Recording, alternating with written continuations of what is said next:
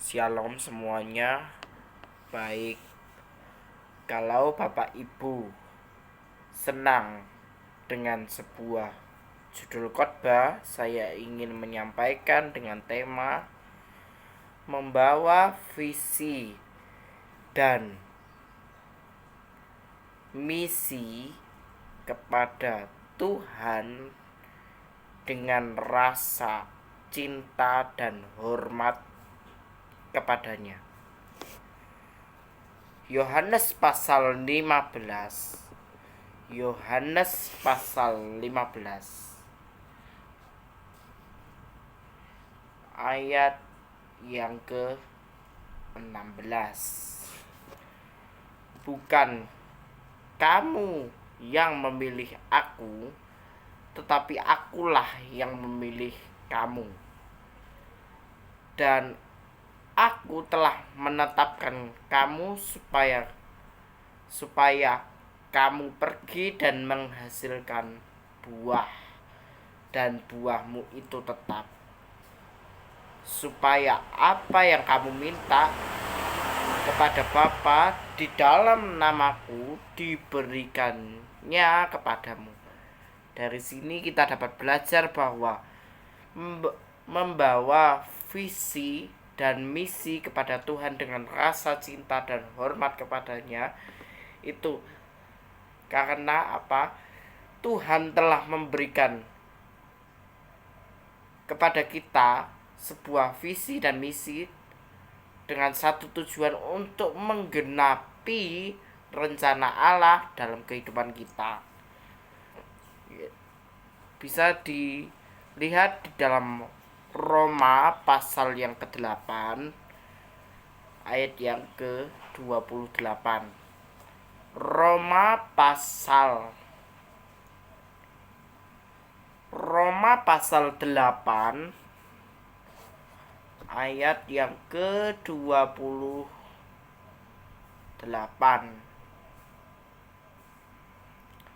Kita tahu sekarang bahwa Allah turut bekerja di dalam segala sesuatu untuk mendatangkan kebaikan bagi mereka yang mengasihi Dia, yaitu mereka yang terpanggil sesuai dengan rencana Allah.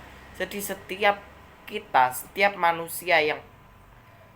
umat percaya diberikan Tuhan visi dan misi untuk menggenapi rencana Allah, menjadi ahli waris kerajaan sorga. Di dalam Roma pasal 8 ayat 14 dan 15 dikatakan, semua orang yang dipimpin oleh Roh Allah adalah anak Allah. Sebab kamu tidak menerima roh perbudakan yang membuat kamu menjadi takut lagi, tetapi kamu akan menerima roh yang menjadikan kamu anak Allah. Oleh roh itu kita dapat berseru, ya Aba, ya Bapa. Roh itu bersaksi bersama-sama dengan roh kita bahwa kita adalah anak-anak Allah. Dan jika kita adalah anak-anak Allah, maka kita juga menjadi ahli waris kerajaan sorga. Maksudnya adalah orang-orang yang berhak menerima janji-janji Allah yang akan menerimanya bersama-sama dengan Kristus, yaitu jika kita menderita bersama-sama dengan Dia supaya kita dapat dipermuliakan bersama-sama dengan Dia. Jadi di sini kita dapat belajar bahwa membawa visi dan misi kepada Tuhan dengan rasa cinta dan hormat kepadanya itu pertama kita dapat menggenapi rencana Allah dalam kehidupan kita. Yang kedua, kita dapat mengatakan bahwa kita menjadi ahli waris kerajaan sorga.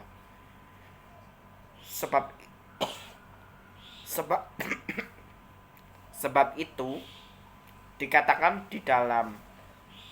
di ayat yang ke 15 sampai 17 dikatakan, Sebab kamu tidak menerima lagi roh perbudakan. Jadi roh perbudakan itu dihilangkan, tapi diganti oleh Roh Kudus, itu supaya kamu dijadikan sebagai anak Allah dan kita dapat berseru, ya Aba, ya Bapa. Di sini ya Aba, ya Bapa, kita dapat mengatakan, ya Bapa, terimalah ini. Kita sudah membawa visi misi kita yang terbaik di dalam kehidupan kita diserahkan. Proposal kehidupan kita diserahkan kepada Tuhan, biar Tuhan yang beracara dalam kehidupan kita. Jadi roh Tuhan dan roh kita menjadi satu kesatuan, berkomunikasi intim. Roh Tuhan dan roh kita bersatu kuat untuk menggenapi rencana Allah di dalam kehidupan kita.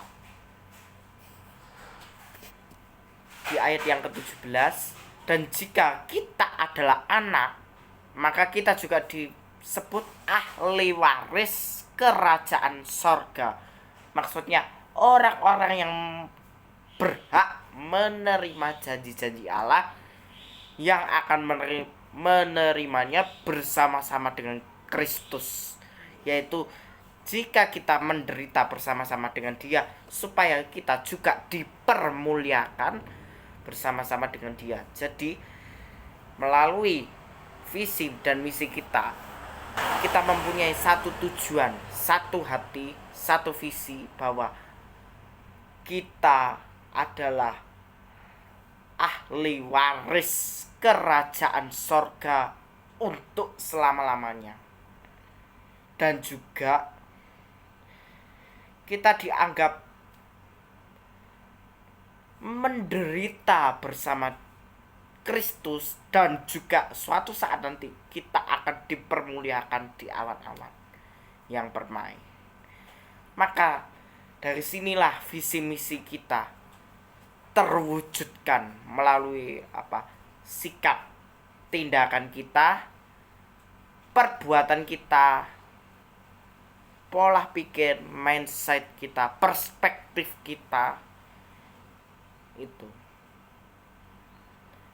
Sebab kita semua umat percaya adalah pegangan ahli warisnya Tuhan sejak di bumi sampai nanti di sorga.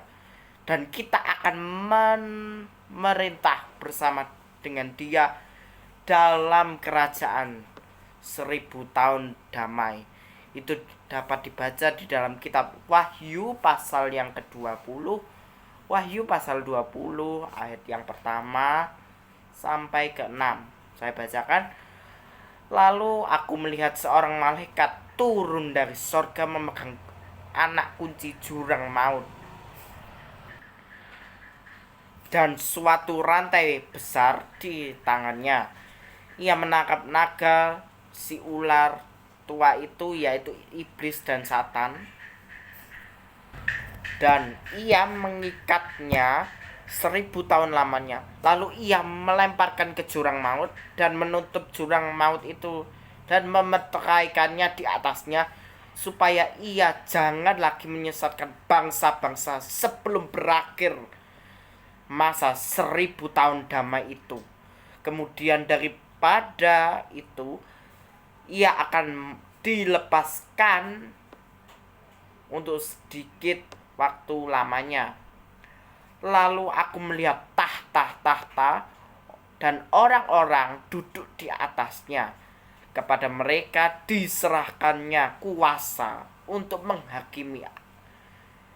Dan aku juga melihat jiwa-jiwa mereka yang telah dipenggal kepalanya karena kesaksian tentang Kristus Yesus, dan juga karena firman Allah, yang tidak menyembah binatang itu serta patungnya, dan yang tidak juga menerima tandanya di dahi dan tangan mereka. Maksudnya dahi dan tangan itu barcode saudara, barcode antikris. Jadi 666 antikristus. Dan mereka hidup kembali memerintah sebagai raja bersama-sama dengan Kristus untuk 1000 tahun. Tetapi orang-orang mati yang lain tidak bangkit sebelum masa 1000 tahun itu berakhir. Dan inilah kebangkitan yang pertama. Berbahagialah dan kuduslah ia yang mendapat bagian di dalam kebangkitan yang pertama itu. Kematian yang kedua tidak berkuasa lagi atas mereka. Jadi kematian yang kedua itu tidak berkuasa lagi di dalam kehidupan manusia. Tetapi mereka akan menjadi imam-imam Allah dan Kristus, dan mereka akan memerintah sebagai raja bersama-sama dengan Kristus di dalam masa kerajaan 1000 tahun yang 1000 tahun lamanya. Jadi saudara, dari ayat-ayat ini kita dapat belajar bahwa kematian yang kedua tidak lagi berkuasa di dalam kehidupan kita, tetapi juga kita akan terus memerintah bersama Tuhan sampai selama-lamanya. Demikian saudara, terima kasih dan Tuhan Yesus memberkati kita sekalian. Amin.